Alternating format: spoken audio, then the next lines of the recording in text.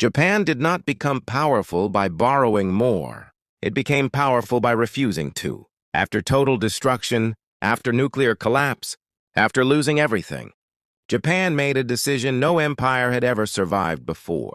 No easy money, no endless debt, no shortcuts. While others printed to escape pain, Japan absorbed it. Wages stayed flat.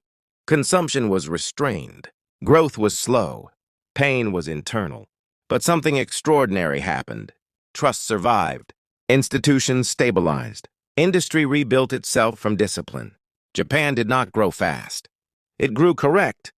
For decades, the world looked at Japan and said, "This is the perfect system. Low inflation, high savings, world-class manufacturing, unbreakable social order." But here is the question no one asked. What happens when a system built on restraint meets a world built on debt?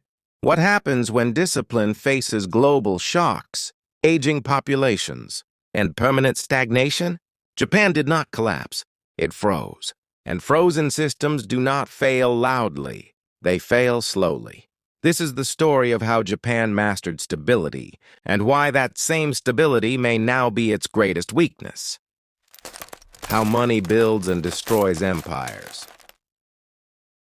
Japan did not rise through chaos. It rose through control. After the war, Japan was destroyed. Cities burned, industry collapsed, trust was gone. But Japan made a different decision. It did not choose fast growth at any cost. It chose coordination.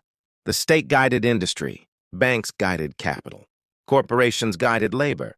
Debt was not freedom. It was a tool.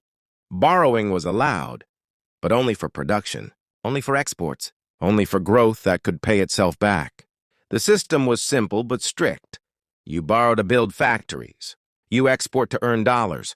You repay to grow again. This created discipline without fear and growth without chaos. Japan did not print trust.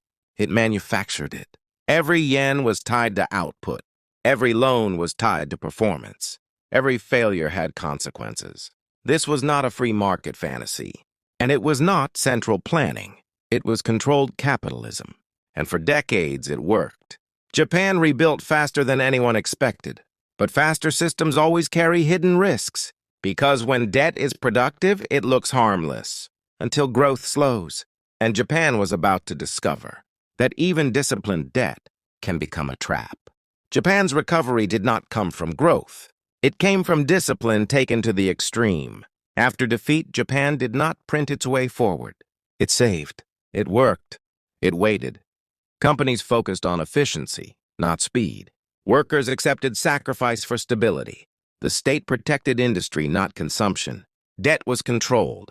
Inflation was feared. And trust became the foundation of everything. Japan rebuilt slowly, painfully, methodically. But the result was real. A manufacturing powerhouse, a global exporter, an economy built on patience. Yet this discipline came with a hidden cost, because systems built on restraint survive shocks. But they struggled to adapt to change, and Japan was about to face a world where patience was no longer rewarded the same way. Japan's discipline did not just rebuild the economy, it reshaped society itself. Savings became a virtue, debt became a warning, stability became a moral value, households saved instead of spending. Companies planned decades ahead, not quarters. Banks prioritized safety over risk. Growth was steady, predictable, controlled. Japan did not chase booms. It avoided busts. This created something rare in modern economies. Confidence without excess, order without chaos. Factories ran with precision. Supply chains were perfected. Quality replaced speed as the national obsession. For years, this system looked unstoppable. Japan became the world's second-largest economy. Exports dominated global markets. Japanese products became symbols of reliability. The model was admired everywhere. Economists pointed to Japan and said, "This is how discipline works. This is how stability protects a nation. This is how you grow without debt addiction." But beneath the surface, something was changing. Low risk meant low returns. High savings meant weak consumption. Stability began to suppress momentum. The system was incredibly strong, but it was becoming rigid. And rigid systems do not break easily. They slow, they resist, they freeze. Japan had built a system designed to avoid collapse, but no one asked a more dangerous question. What happens when a system avoids collapse so well that it forgets how to grow? Japan did not collapse when growth slowed. It adjusted, or at least it thought it did. When the asset bubble burst, stocks collapsed, real estate prices fell, and confidence cracked. But Japan refused the obvious response. No aggressive stimulus, no mass consumption push, no reckless inflation. Instead, Japan chose caution. Banks were protected. Losses were hidden. Bad debt was rolled forward. Companies stopped expanding. They focused on survival. Households saved even more. The system did not explode. It stabilized. But stabilization came at a cost. Growth vanished. Investment stalled. Wages stopped rising. What followed was not a recession. It was something far more dangerous. A long, silent freeze. Prices barely moved. Demand stayed weak. Opportunities disappeared quietly. Young generations stopped expecting more. Careers became static. Ambition became caution. Japan did not enter crisis mode. It entered preservation mode. And preservation protects the past, but rarely builds the future. The economy looked stable on paper. Low inflation, low unemployment, strong institutions. But beneath the surface, motion had slowed to almost zero. Japan had mastered stability so well that it accidentally paused growth itself. And this is where discipline turns dangerous, because when an economy stops breaking, it can also stop evolving. Japan was not falling. It was standing still. And in a moving world, standing still is a silent form of decline. Japan's system looked perfect. Stable prices, high savings, disciplined debt, world-class industry. For decades it worked. But the world around Japan changed. Global demand slowed. Technology cycles accelerated. Competition became faster, cheaper, more aggressive. And Japan did not respond with speed, because speed was never the design. The system was built to avoid mistakes, to avoid bubbles, to avoid collapse.